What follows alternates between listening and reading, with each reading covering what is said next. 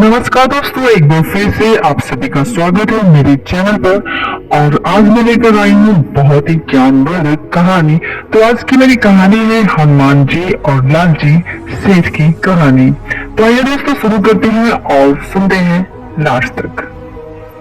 एक गांव में एक पंडित जी रहते थे। वह भगवान श्री राम के बहुत बड़े भक्त थे। उनका नियम था कि जब वह किसी भी अन्य गांव में जाते थे तो उस गांव में राम मंदिर में ही रहते थे। वह राम मंदिर में रहकर श्री राम जी को संपूर्ण रामायण जरूर सुनाते थे। एक दिन वह किसी दूसरे गांव में गए और उस गांव के राम मंदिर में रुकने का विचार किया। भक्ति जी ने उस मंदिर के पुजारी से कहा कि मेरा यह नियम है कि मैं जिस किसी भी गांव में जाता हूँ उस गांव के राम मंदिर में पहुंचकर श्री राम जी को राम कथा अवश्य सुनाता हूँ। उस मंदिर का पुजारी कहने लगा, आपको राम मंदिर में रुकना मना नहीं है, पर हमारे गांव और इस क्षेत्र की एक विशेषता है कि आप कितनी भी राम कथा कर लो, गांव के लोग राम कथा सुनने नहीं आएंगे। तब भक्ति जी कहने लगे कि मुझे लोगों से मतलब नहीं है, मैं भगवान श्री राम पर आश्रित हूँ। मैं अपने भगवान श्री राम पर विश्वास करके ही चलता हूँ। मेरी कथा और कोई सुने या ना सुने, परंतु मेरे राम भक्त हनुमान जी अवश्य सुनते हैं। मैं तो मन यही सोचता रहता हूँ कि श्री राम जी भी मेरी कथा सुनते हैं और भगवान शंकर भी मेरी कथा सुनते हैं। और हनुमान जी तो साक्षात आकर बैठ जाते हैं। पुजारी जी समझ गए कि यह बड़े सच्चे भक्त हैं। पुजारी जी ने कहा, आप जितने दिन हमारे गांव में रुकना चाहें आप रुक सकते हैं। मेरा घर आपकी सेवा में उपलब्ध है और यह राम जी का मंदिर है। इस मंदिर में आप जितने समय राम कथा करना चाहे कर सकते हैं। भक्ति जी बोले कि कथा 9 दिन की है, मैं तो सिर्फ 9 दिन ही कथा करूंगा। उसके उपरांत मैं किसी अन्य गांव की ओर चला जाऊंगा। दूसरा दिन हुआ।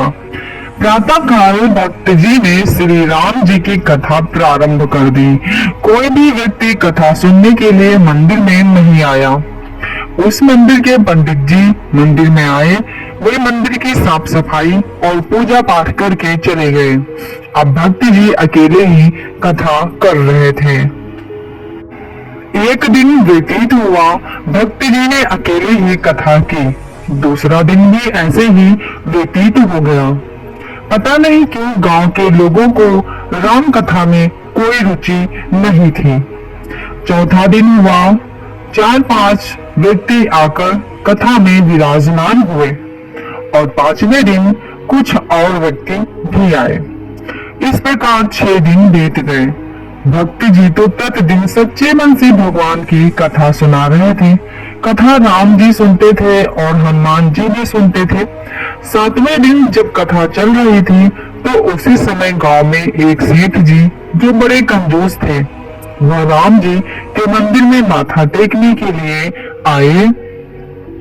वह जैसे ही राम की मूर्ति के सामने माथा टेकने लगे तभी राम जी की मूर्ति से आवाज आई, हनुमान हनुमान। तब हनुमान जी की मूर्ति कहने लगी, प्रभु क्या आदेश है। यह सारी बात सुनकर सेठ जी सोचने लगे कि यह आवाज कहाँ से आ रही है। दोबारा उनका ध्यान जब मूर्ति की ओर गया तो उन्हें यह आभास हुआ कि लगता है यह मूर्तियां आपस में एक दूसरे से बात कर रही हैं। और सेठ जी वहां चुपचाप खड़े हो गए। तब श्री राम कहने लगे, हनुमान तुमने देखा है 7 दिन से मेरा यह भक्त यहाँ कथा कर रहा है। इनके द्वारा इतनी सुंदर कथा करने के बाद भी गांव के लोग राम कथा सुनने नहीं आते और तुम तो कथा रोज सुन रहे हो। क्या तुम्हारे मन में विचार नहीं हुआ कि भक्त जी को कुछ दक्षिणा दी जाए। हनुमान जी कहने लगे, प्रभु मैंने तो सोच रखा है जिस दिन राम कथा संपूर्ण होगी उस दिन भक्त जी को 1000 रुपए दक्षिणा दी जाएगी। इतना कहने के बाद हनुमान जी की मूर्ति चुप हो गई। सेठ जी तो वैसे ही कंजूस थे, वह विचार करने लगे कि इस भक्त को 1000 रुपए दक्षिणा मिलने वाली है। राम कथा समाप्ति पर क्यों ना मैं इन भक्त जी के साथ एक सौदा कर लूं। सेठ जी ने मन ही मन सोचा कि मैं भक्त जी को कहता हूँ कि राम कथा के उपरांत तुम्हें जितनी भी दक्षिणा मिलेगी वह मुझे देना, उसके बदले में मैं तुम्हें 500 रुपए दान देता हूँ। क्योंकि भगवान राम जी की और हनुमान जी की यह बातें तो सिर्फ मुझे ही पता है, इस बात को और किसी ने तो सुना ही नहीं है। अगर मैं भक्त जी को 500 रुपए दूंगा फिर भी मुझे 500 रुपए का फायदा हो जाएगा, क्योंकि मुझे तो पता है कि भक्त जी को 1000 रुपए मिलने वाले हैं। इस तरह जब राम कथा की समाप्ति हो जाएगी तो भक्त जी सारी दक्षिणा मुझे देंगे, मुझे 1000 रुपए मिलेंगे और मैं 500 रुपए देकर निपटा दूंगा। ऐसा सोचकर सेठ जी भी आज राम कथा में बैठ गए। 7वें दिन की कथा पूर्ण हुई। भक्त जी पोथी उठाकर जाने लगे तो सेठ जी ने राम कथा वक्ता भक्त जी को रोक लिया और कहने लगे, आपसे मुझे एक काम है। भक्त जी कहने लगे, कहिए सेठ जी, मैं आपकी क्या मदद कर सकता हूँ। सेठ जी कहने लगे, मैं सोच रहा हूँ इतने दिनों से आप कथा कह रहे हैं पर लोग आपको दक्षिणा नहीं देते हैं, इसीलिए मैं सोचा हूँ कि आपको 500 रुपए दक्षिणा दे देता हूँ। सेठ जी की बात सुनकर भक्त जी कहने लगे, यह तो आपकी इच्छा पर निर्भर है, मेरी सारी दक्षिणा तो संतों के भंडार में लग जाएगी। आप जितने पैसे देंगे उससे लोगों का ही भला होगा। पैसे देते हुए सेठ जी कहने लगे, आप यह 500 रुपए अपने पास रख लीजिए। तब सेठ जी ने कहा कि एक बात और है, जब 9वें दिन राम जी की कथा की समाप्ति हो जाएगी तब आपको जितनी भी दक्षिणा प्राप्त होगी वह सारी दक्षिणा आप मुझे दे देना। भक्त जी विचार करने लगे कि इस गांव में तो दक्षिणा वैसे भी नहीं मिलने वाली है। पंडित जी ने पहले ही बताया था राम कथा में कोई आएगा ही नहीं, आपको अकेले ही करनी है और अकेले ही सुननी है। भक्त जी ने सेठ जी की बात मानते हुए कहा, जैसी परमात्मा की इच्छा। उस समय जितनी दक्षिणा प्राप्त हो आप ले लेना। अब सेठ जी और भक्त जी के बीच में सौदा मंजूर हो गया। 8वां दिन हुआ। भक्त जी ने बहुत सुंदर प्रसाद बनाया। अब तो प्रसाद के नाम पर कई लोग राम कथा सुनने आए। 9वें दिन की तैयारी भी भक्त जी ने बड़ी अच्छी की थी, क्योंकि सेठ जी के 500 रुपए तो पहले ही उनको मिल चुके थे। अब राम कथा प्रारंभ हुई।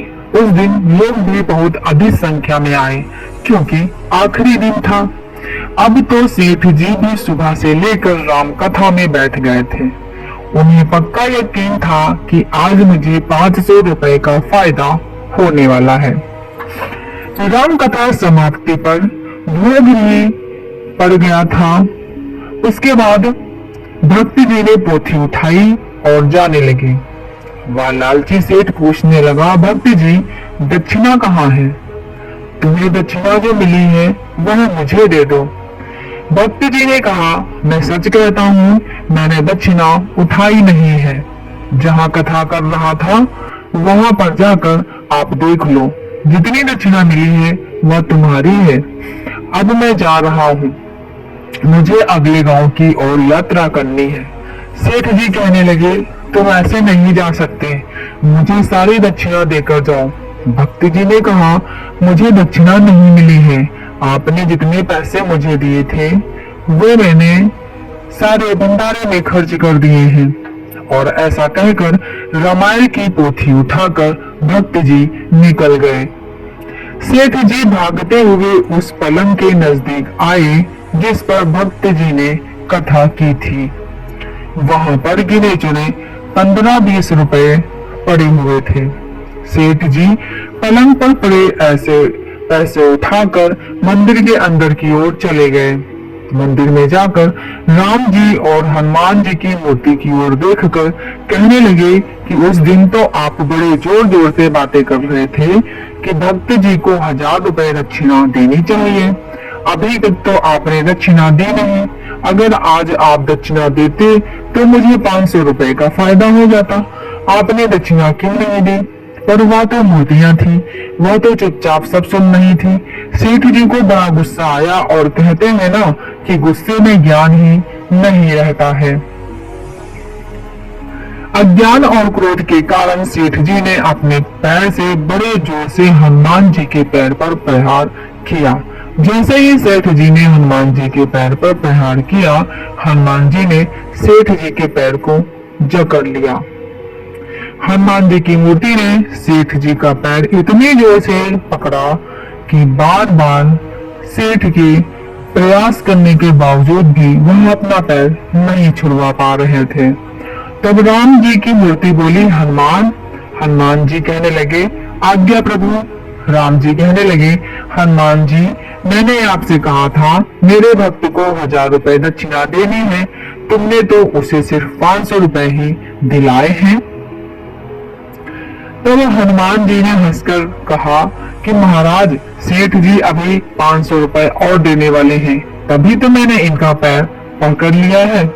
सेठ जी क्रोधित होकर कहने लगे, मेरा पैर छोड़ो, मेरा पैर छोड़ो, और कहने लगे, कोई जल्दी से उस भक्त जी को पकड़ कर लाओ, मुझे उनसे अपने पैसे वापस लेने हैं। हनुमान जी कहने लगे, सेठ जी, अब तुम ऐसे छूटने वाले नहीं हो। जब तक 500 रुपए दक्षिणा नहीं दोगे तब तक तुम्हारा पैर नहीं छूटेगा। सेठ जी का बुरा हाल हो गया। वह जोर जोर से चिल्लाने लगे, कोई मुझे बचाओ, कोई मुझे बचाए।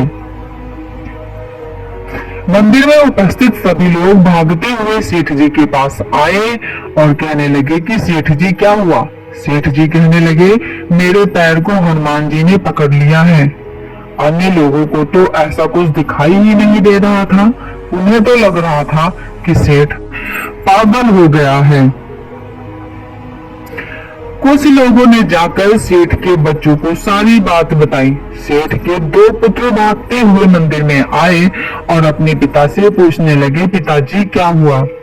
आप चल क्यों नहीं पा रहे हैं? सेठ रोते हुए कहने लगा, हनुमान जी ने मेरे पैरों को जकड़ लिया है। पैर जकड़ने का कारण पूछने पर वह कहने लगे, एक भक्त जी यहाँ कथा कर रहे थे। मैंने उनसे सौदा किया था कि कथा समाप्ति के पश्चात जितनी दक्षिणा आपको मिलेगी वह सारी मैं ले लूंगा और इसके बदले में उसे 500 रुपए दूंगा। मैंने तो उन्हें 500 रुपए पहले ही दे दिए थे, पर उन्हें दक्षिणा में आज कुछ भी नहीं मिला। इसलिए मैं बड़ा क्रोधित होकर इस मंदिर में आ गया और क्रोधित होकर मैंने हनुमान जी के ऊपर पांव से प्रहार किया। मैंने जैसे ही प्रहार किया, हनुमान जी ने मेरा पांव जकड़ लिया। अब हनुमान जी हंसते ही जा रहे हैं और हनुमान जी मुझसे बार बार यही कह रहे हैं, सेठ जी, भक्त जी को 500 रुपए दे दीजिए, मैं तुम्हारा पांव छोड़ दूंगा। अभी इस प्रकार बातें चल रही थी कि सच में नजदीक भगवान शंकर जी की मूर्ति से हंसने की आवाज आई। भगवान शंकर हंसते हुए कहने लगे, हनुमान जी, अब तो भक्त जी आगे चले गए हैं, क्या अभी भी तुम उन्हें 500 रुपए ही दिलवाओगे? तब हनुमान जी कहने लगे, प्रभु, अगर आप आदेश दे तो हम सेठ जी से पूरे 1000 रुपए निकलवाएंगे। हनुमान जी की मूर्ति हंसते हुए कहने लगी, हे प्रभु, आप जितना कहोगे आदेश करेंगे उतनी दक्षिणा हम सेठ जी से भक्त जी को दिलवा देंगे।